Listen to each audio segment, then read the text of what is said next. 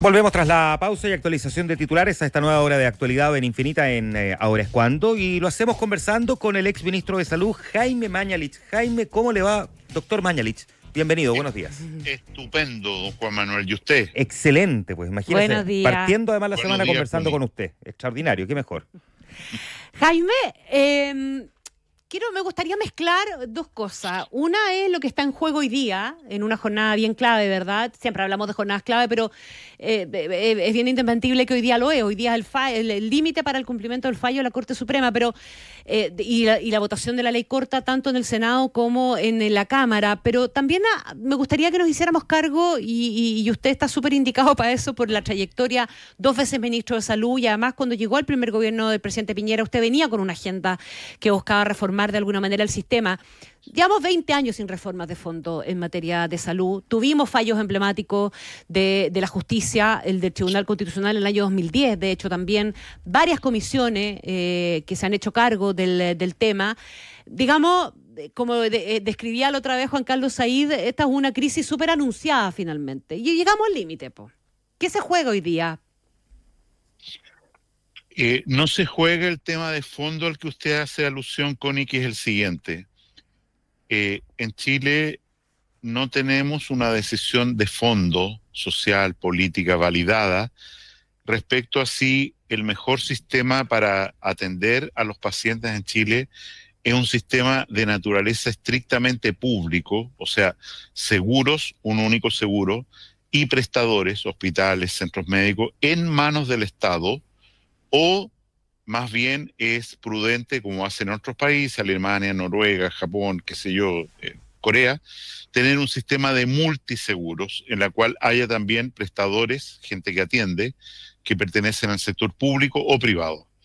Este tema de fondo ha obstaculizado avanzar en responder a los requerimientos de la ciudadanía, y de hecho, lo que mismo usted dice, el año 2010 el Tribunal Constitucional se pronuncia en contra de la legitimidad del uso de tabla de factores, o sea, de separar los precios de las personas de acuerdo a la edad, el género, sexo, que es muy importante, el número de cargas y todo eso, ¿no?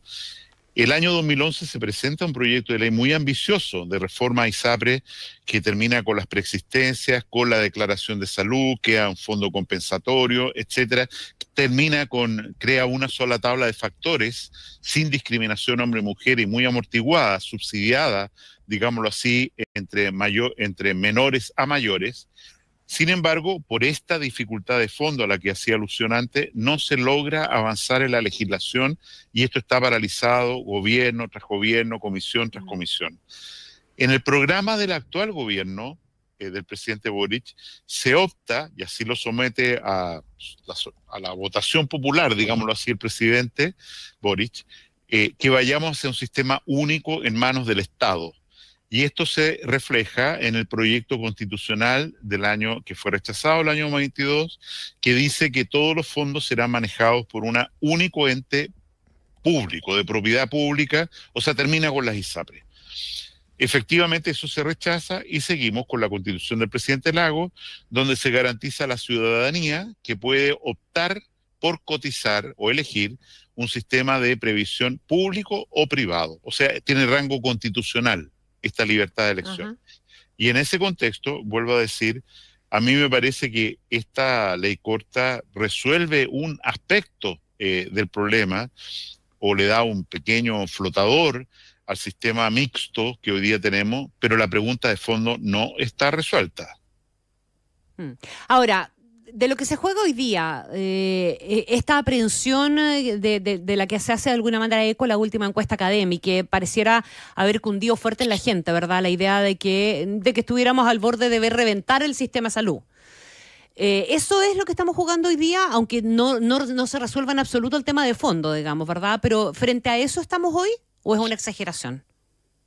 Frente a lo que estamos es lo siguiente, nosotros tenemos en la atención de salud un sistema mixto, vale decir, un sistema público-privado, de propiedad pública, estatal, privada, de universidad, de agentes privados, lo que fuera, que trabaja en cierta sintonía. Esta sintonía fue máxima durante la pandemia, en la que todo el sistema de salud público-privado estaba bajo el control del Ministerio de Salud, efectivamente por la excepción constitucional que vivimos durante la pandemia. Y funciona realmente armónicamente cada persona que necesite, y de hecho, los beneficiarios de FONASA, el 50% de las atenciones de los afiliados a FONASA se registran en el sector privado. Y en ese contexto, lo que está en juego aquí no es el salvataje de las ISAPRE o no, sino la estabilidad del sistema prestador. Vale decir que efectivamente siga habiendo suficientes camas médicos, que son pocos de todas maneras, para poder seguir atendiendo a todo el que lo necesite, cualquiera sea su sistema previsional. Y en ese contexto, a su pregunta, Connie, evidentemente estamos en un periodo de incertidumbre que ha durado más de lo prudente en una llamada ley corta, en la cual el sistema privado no ha invertido, no ha aumentado camas, ha cerrado camas, de hecho, ha despedido gente, y eso significa un grave riesgo para la salud de las personas. En ese contexto, esta ley corta produce cierta estabilidad. Lo repito en las palabras que tan bien dijo la señora ministra de Salud ayer. El presidente de la República, y lo digo entre paréntesis, y la ministra de Salud la protegió de que eso no ocurriera, no puede arriesgar una caída del sistema prestador porque eso significa una crisis política, sanitaria, de muertes, al final de cuentas, que nadie está dispuesto a soportar. Ahora, esta reforma o esta ley corta, en definitiva, que se vota hoy día, recordemos, ¿verdad?, que ese es lo que marca el hito, tiene que aprobarse para poder dar cumplimiento al fallo, y hay el superintendente decía hasta las 7 de la tarde más o menos, ¿verdad?, para que esta cuestión quede más o menos dilucidada. Tiene varios aspectos.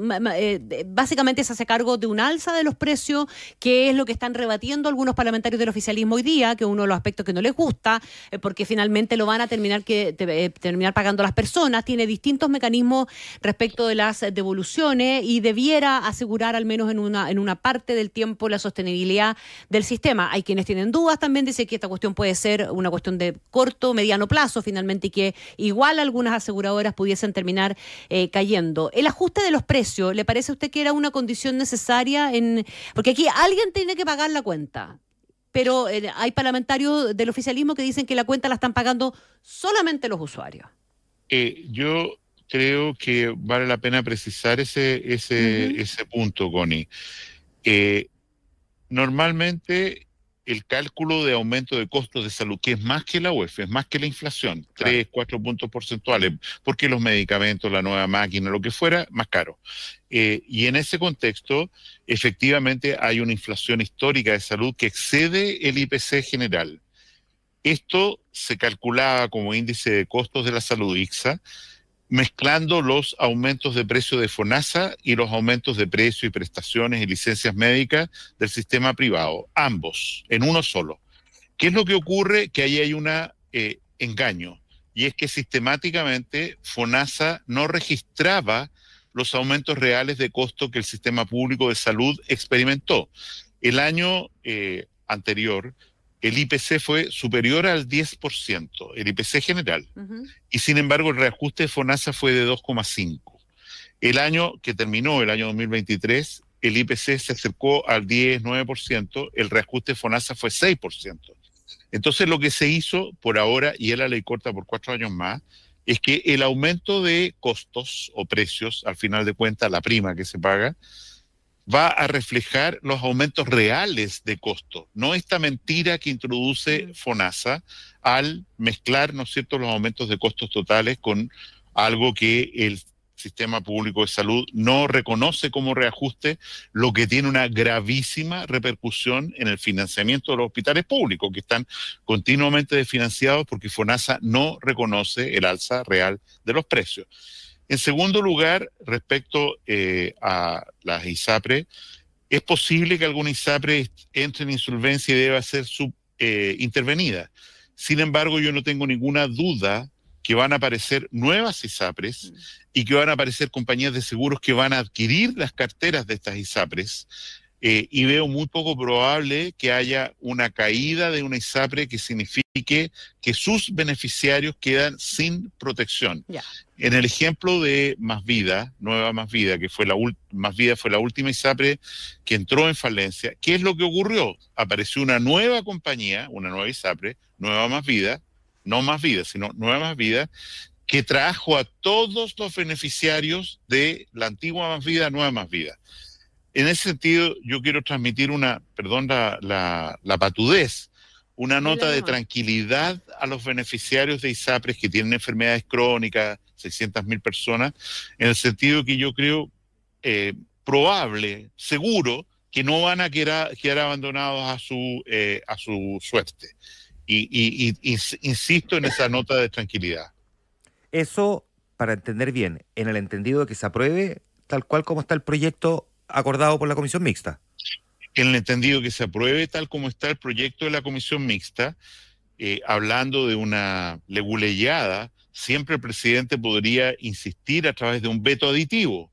O sea, incluso aunque se rechace la ley corta hoy día, podría haber una segunda vuelta, pero estamos en el momento en que el superintendente tiene obligadamente que hoy mandar una circular a las ISAPRE. Si no cae en desacato, hay que decirlo así también. Que no cae en una falta que le cuesta la pega, o alguien tiene que hacerlo en lugar de él, en el sentido de que tiene que mandar las circulares son las órdenes, los decretos que manda la Superintendencia de Salud, que le va a decir a la ISAPRE tal, usted calcule cuándo y cómo, y recordando la ley que promulgó la presidenta Bachelet, la ley 20.317, la Corte Suprema es muy clara que decir que se crea una cuenta de excedentes a beneficio de cada beneficiario. Esto no es nuevo de la ley corta, es del año 2009.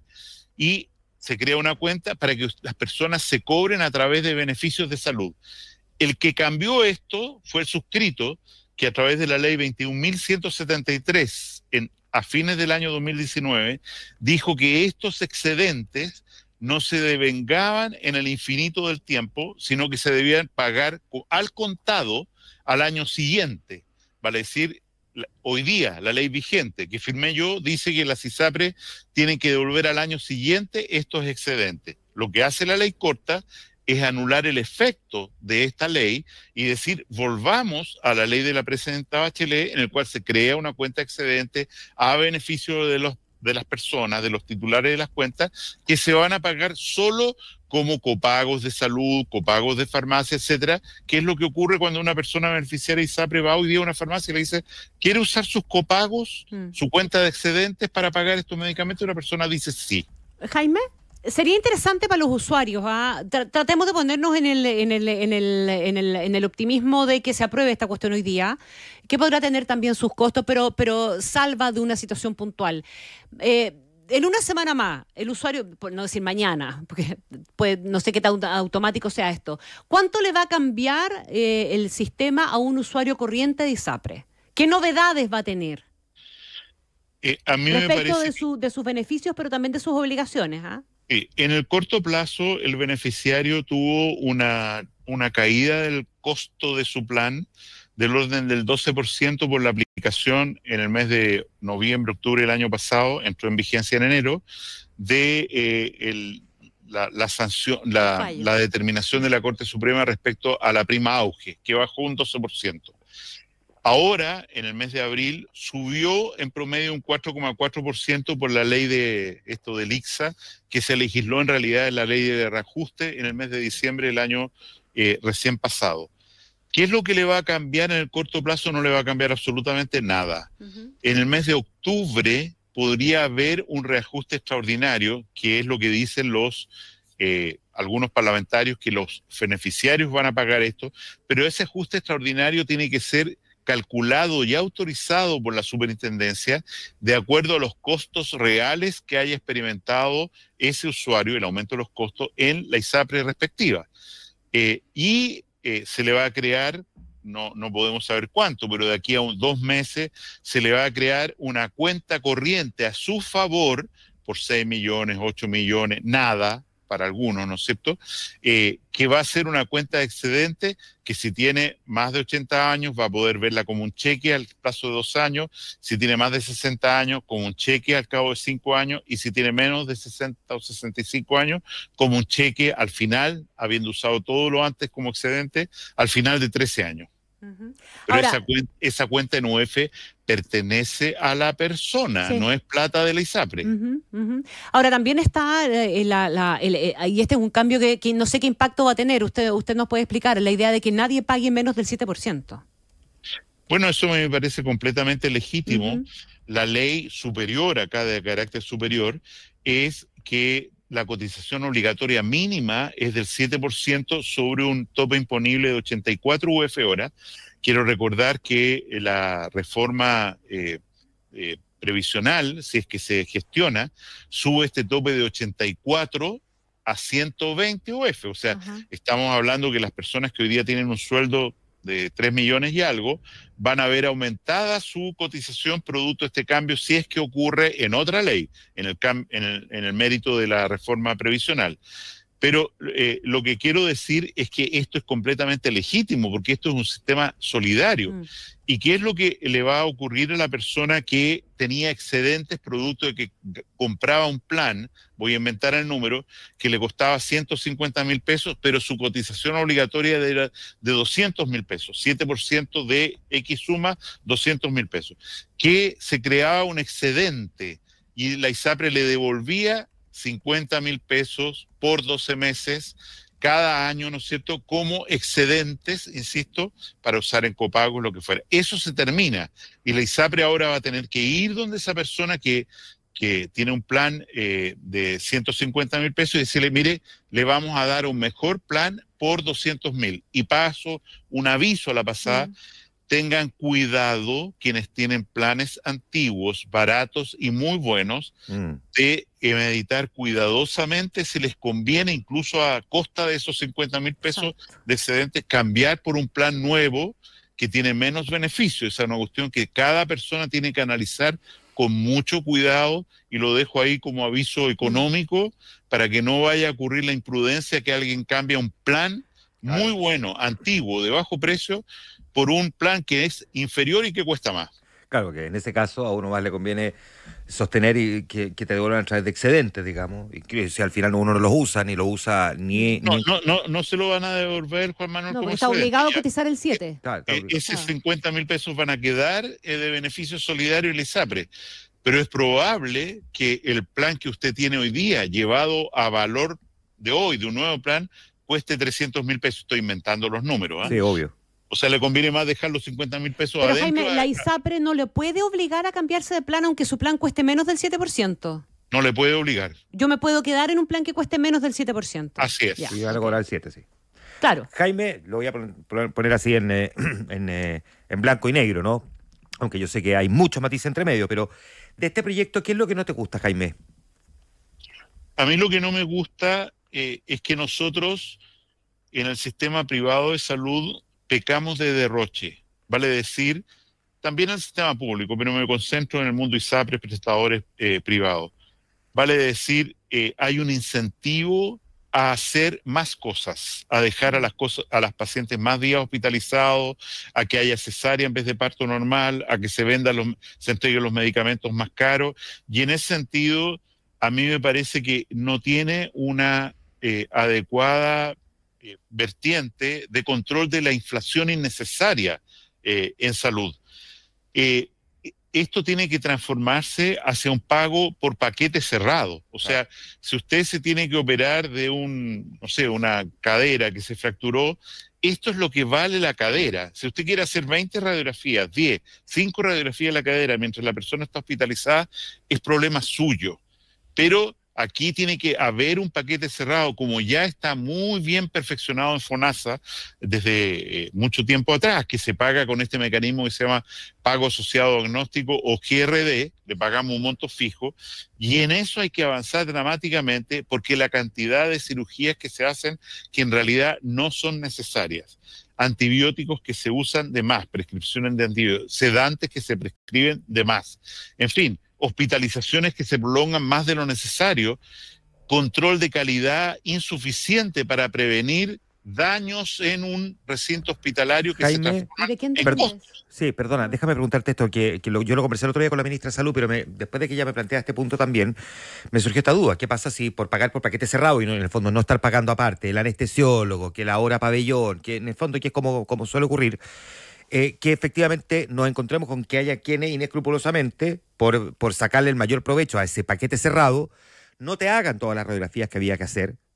Porque uno puede discutir si hoy día te están haciendo más radiografías que las que corresponden y te las están cobrando, pero que al final, si correspondían 3, te hicieron una sola, por ahorrar en el fondo, y que al final se precariza la atención en salud. Yo no estoy de acuerdo con esto, Juan Manuel, y las experiencias en países que han aplicado estos sistemas, porque la falta de calidad, una radiografía menos completamente necesaria, un antibiótico que no se usó, una operación que no fue correcta, la paga el mismo prestador. O sea, mire, la persona tuvo un problema en la operación, se quedó, voy a inventar, perdón, que algo grosero, se quedó una pinza dentro. Vamos a tener que operarlo de nuevo. ¿Quién paga eso? El prestador. Claro. La persona se queda 2 días más adentro. ¿Quién paga eso? El prestador. Y pongo el ejemplo más dramático. Una mujer que tiene su primer embarazo en Chile, si se atiende en un centro privado, tiene 80% de probabilidad de que eso termine en una cesárea. Y eso es mala medicina. Es más caro, más costo. ¿De quién depende ese cambio, Jaime? Porque ¿es solo un cambio legal o también es una forma de operar del sistema privado? No puede ser. Es una forma de operar el sistema privado en que hasta ahora lo que ocurría es que se generaba la cuenta, la persona se iba de alta con un papel impreso a la antigua, impresora de puntos, digamos, en que decía le estamos cobrando 50 jeringas, 3 gasas, no sé cuántas ampollas de no sé qué. Eso se terminó. Hoy día lo que vamos a cobrar es la operación, esto. Y nosotros tenemos que ser eficientes para realmente usar los mejores recursos, pero los precisos, los justos, para que usted se vaya luego y bien, y no tengamos que nosotros, prestador, asumir los costos de las complicaciones de una mala acción médica. Ya, yo te preguntaba, y aparte de esto, ¿qué otra cosa? ¿Hay algo que no te guste de cómo quedó el acuerdo de la comisión mixta? A mí me parece que esta ley corta, desde el día 1, era claro que la deuda no se podía rebajar por el dictamen de la Corte Suprema que decía a usted, señora Connie, a usted, a su RUT, le debemos 6 millones de pesos. La Corte Suprema te dio un derecho a ti. Y no era aceptable encontrar ningún mecanismo para que se rebajara esos 6 millones que le deben a usted y dijeran, no, esto le vamos a dar 3 millones a señora Astorga. Y en ese sentido llevamos una ley corta, comillas, que lleva 2 años, que ha hecho, en el lado malo, que lo único que se hable en salud sea de la ley corta y no avancemos en una ley larga, en qué hacemos con las listas de espera, qué hacemos con esto, con lo otro. Y en ese sentido creo que nos hemos quemado las pestañas en algo que en definitiva no era lo más importante. Si lo más importante hoy día es terminar con las listas de espera, es que la gente no se muera en listas de espera, es construir más hospitales, que en la práctica están todos paralizados, etcétera. Y en ese sentido hemos dejado de tener una política pública de salud, producto de que hasta el presidente de la República ha tenido que involucrarse en esta discusión de una ley corta, que en realidad es un tema, perdón que lo diga así, absolutamente secundario frente a las grandes necesidades de salud que tiene el país. Ya, ahora, la ministra ha dicho que va a haber una discusión sobre la ley larga, o sea, que se requiere esa discusión sobre la ley larga, entre otras cosas, para adecuar también la otra parte del debate que hay sobre la tabla de factores, porque una parte de la tabla de factores ha sido por sexo, pero la otra es por edad, que esa va a requerir de una discusión un poco más profunda. Por supuesto, y no solo eso, sino que en definitiva yo sueño con que haya una coordinación, como vivimos en la pandemia, mucho más efectiva entre el sector privado y público, y que las personas, como ocurre hoy día en la ley de urgencia, ¿no es cierto? Un beneficiario de FONASA va pasando frente a una clínica privada y tiene un accidente, un infarto, se atiende ahí y FONASA paga ahí la atención para que la persona salga adelante. Y en ese sentido, yo creo que tenemos que avanzar mucho en coordinación de una red mixta público-privada, como está establecida hoy día en la Constitución, que no tiene visos de cambiar, es un mandato constitucional, y en ese sentido abogo porque encontremos un acuerdo similar al que logramos durante la pandemia, en el sentido que las personas van a atenderse donde le pueden resolver rápido y luego sus necesidades, sea un privado en el sector público o un público en el sector privado. Pero ese es el tema fundamental en el que tenemos que avanzar. Por último, Jaime, desde la perspectiva política, ¿crees que se corre el riesgo de que este proyecto se caiga, que en alguna de las salas no alcancen los votos necesarios? Bueno, donde está en riesgo es la Cámara de Diputados, el esfuerzo que ha hecho el gobierno políticamente por, digamos, pasando por encima del problema que tenemos hoy día, ¿no es cierto?, que son los díscolos en el Parlamento que no obedecen órdenes de partido y nada que se le parezca, y que una reforma política podría tratar de arreglar. Yo creo que hay un riesgo, si así fuere, insisto, hay una leguleyada, que es que el presidente podría mandar un veto aditivo, que sería difícil de rechazar por los números en el Parlamento, pero no tengo idea si hay una decisión política. No ha habido ninguna discusión en el Ejecutivo, o sea, no se ha permeado ninguna discusión de ese escenario, y yo creo que todo el mundo está apostando a la aprobación del informe de la Comisión Mixta sobre la ley corta, tanto en el Senado a partir de las 3 de la tarde como en la Cámara de Diputados a las 5. Faltan pocas horas para que lo sepamos. Vamos a estar muy pendientes de eso. Jaime Mañalich, como siempre, un Buenos gusto días. poder conversar contigo. Gracias, Jaime. Esta y otras conversaciones con los protagonistas de la noticia las encuentras en infinita.cl.